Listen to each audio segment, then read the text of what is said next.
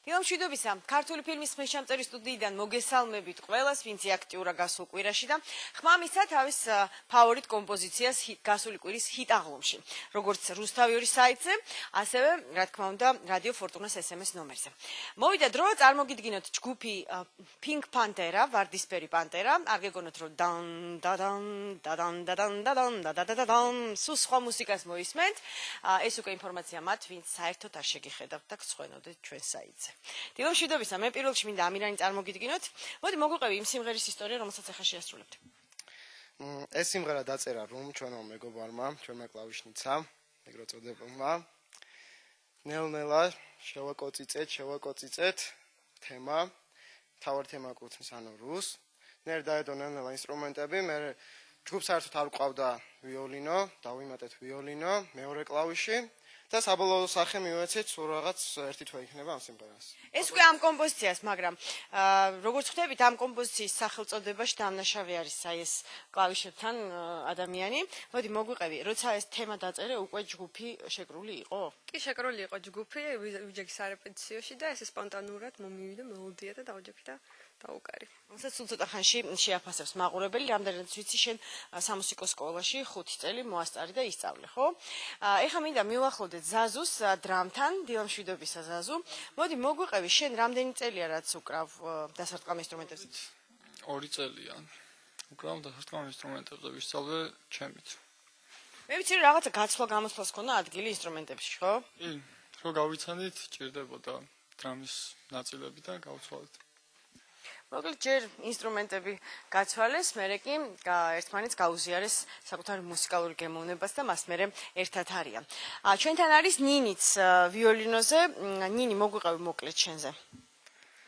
მე ვუკრავ ბავშვობიდან და ცოტა ხანი არის რაც ეხა ისევ დავბრუნდი 3 წელი დაახლოებით, საერთოდ არ ვუკრავდი, განმებული მქონა თავი. მაგრამ ისევ დაბრუნდი და ვიცი რომ 10 წელს შეაბარებ.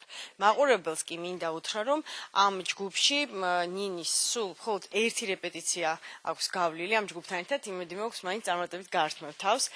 შენ დაკისრებულ პარტიას, გიორგი, სად არის თქვენი მევიოლინე?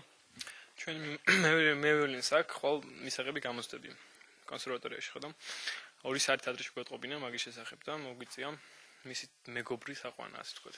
მხოლოდ დროებით ჩანაცვლება. გიორგი ამაშუკელი, რომელმაც ჩვენს პროექტში მიიღო მონაწილეობა, ხო სხვა შემადგენლობასთან ერთად ეს იყო The Georgians, ქართული დროშით და ძალიან ქართული, ოღონდ ინგლისურენოვანი სიმღერით. მოდი მოგვიყევი ხა აქ ინსტრუმენტალური კომპოზიცია, შენ ალბათ შენი ვოკალს ვეღარ გავიგებთ. არა, ვოკალს ვერ გაიგებთ. კომპოზიციაში უბრალოდ ბასზე უკრავ. ეხლა კი მინდა წარმოგიდგინოთ ზურა, უფრო სწორად მასზე უმჯობესია უფრო მეტი გაიგოთ სპეციალურ რეპორტაჟში, რომელიც სპეციალურად თქვენთვის ტიკო დუღაშვილმა გააკეთა. ესკიზის პირველ შტრიხს პერგამენტზე აფიქსირებს. შავ-თეთრი მონახაზი ზურა შენგელიამ ფერად ინსტრუმენტად უნდა აქციოს. ქაღალდიდან სათქმელი მერქანზე გადააქვს. 2500-ზე მეტი ინსტრუმენტის ავტორს თითოეული დეტალი საკუთარი ხელით აქვს გაკეთებული. ამ საქმიანობით 5 წელს წინ დაინტერესდა. ეს არის ჩემი ჰობი. ამავდროულად შემოსავლის წყარო. სადაც მე-5 წელი დაიწყო, როგორც თქვი. ამით ვშოულობ ფულს. არის პერიოდი წარმატებით იყიდება, არის პერიოდი ჩავარდანა და ასე შემდეგ. ვაკეთებ ჩემ დიზაინსაც. როცა ჩემ დიზაინის გიტარებს ვაკეთებ, ერთადერთხელ ისე საჩუქრად გადავეცი ერთ ადამიანს, უბრალოდ. თორე ისე ჩემ დიზაინის გიტარებს არ ვიმუშავებ. იმისთვის საპოლკები გამომივიდეს, გავართულდა რომ პირ-პირ თან მოვიდეს. მინიატურების ავტორი თითოეულ ინსტრუმენტზე მუშაობას 6 საათს ანდომებს. მისი შემოქმედების მოტრფიალთა შორის რა თქმა უნდა მუსიკოსები არიან. მათ შორის ჯგუფრემას გიტარისტი კობა, რომელმაც 4 წლის წინ დამზადებულ მინიატურას ფორმა უნდა შეუცვალოს. რამდენიმე წლის უკან მეგობრებმა გამიკეთა საჩუქარი. დაბადების დღეზე მაჩუქეს ჩემი გიტარის ანალოგი, ესეთი პროტოტიპი პატარა. ეს იყო მაგარი სიურპრიზი თან. მინიატურული ინსტრუმენტების დამზადებასთან ერთად ზურა შენგელიამ სპეციალური შეკვეთით სახლისა და სამსახურის ანალოგისარეკლამო ვიდეორგოლისთვის შექმნა. ის, რასაც მაყურებელი ნამდვილს ახლად აღიქვამს, ესეც ზურას ხელით შექმნილი მაკეტია. გვინდოდა რომ ეს გარემო ყოფილიყო არარეალური, ცოტა მულტიპლიკაციური მაყურებლისთვის რომ ამოცანა დარჩენილიყო სად არის გადაღებული. აღმოჩნდა რომ თბილისში არსებობს ასეთი კაცი, ვინც ასეთ მაკეტებს აკეთებს. მე აღმოჩნდა რომ ზურა რომელმაც ეს მაკეტები გავიკეთა, ყველაფრის მაკეტს აკეთებს, გიტარის მაკეტსაც, მანქანის მაკეტსაც, ოთახის, სახლის. ზურა შენგელია გაყიდულ ექსპონატებს თავს მოუყრის გამოფენისთვის, რომელსაც ოთხივილის ეთნოგრაფიულ მუზეუმში გამართავს. მოკლედ, ყველაფერი ხელგეწიფება, მუსიკითაც შეგიძლია თავირჩინო, სად თანამშრომლობ? დევიადეშვილის ქორეოგრაფიული ანსამბლი არის ბავშვებს ასწავლის ცეკვას და ამასთან თვითონ ბატონ დევისთან უკრავ ანსამბლში. ძალიან სასიამოვნო შენერი ნიჭიერი ადამიანი რო იღებს ჩვენს პროექტში მონაწილეობას. მე მინდა გაგაცნოთ ლაშა გიტარასთან. ლაშა, რამდენი ხანია რაც უკრავ და როგორ ფიქრობ, უკვე რაღაცას მიაღწიე? დაახლოებით 5 წელია და კი, იმიტომ რომ ბევრი კონცერტი ჩავატარეთ საკმაოდ და საკმაოდ ასეთ ვისე ბევრი მსმენელი ყავს. სად ჩაატარე და რა შემადგენლობაში? ძალიან ბევრ კლუბებში და ასე შემდეგ რაღაც ისთან სასწავლებლებში. ერთად. არა, ჩვენ ჯგუფიან. თქვენი ჯგუფი ვარდისფერო პანტერამ უკვე მოასწრო რამდენი წლის თავზე? რამდენი წლის განმავლობაში? განმავლობაში. 1 წლის განმავლობაში დაახლოებით 20 კონცერტამდე. ძალიან დიდი მადლობა. მე გისურვებ წარმატებებს ვარდისფერ პანტერას კი სატელევიზიო ეთერს. დავუთმობ ახლა იყავით ყურადღებით.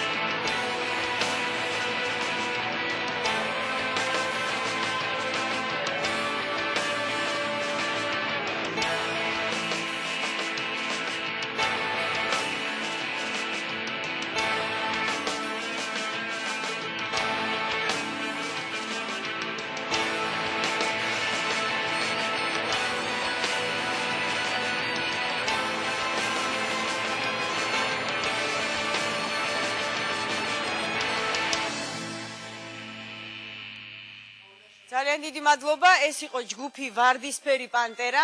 მადლობას ვუხდი ამ კოლექტივს იმისთვის, რომ მიიღო ჩვენს მუსიკალურ პროექტში მონაწილეობა. ხვალ კი უკვე ჩვენ შევხვდებით 25 კადრი, ასე გადაწყვიტეს დაერქვან პროექტს და იმ ჯგუფს, რომელმაც ჩვენს ჰიტ აღლუმში მეორე პოზიცია დაიკავა. ხვალამდე გემშვიდობებით, ნახვამდის.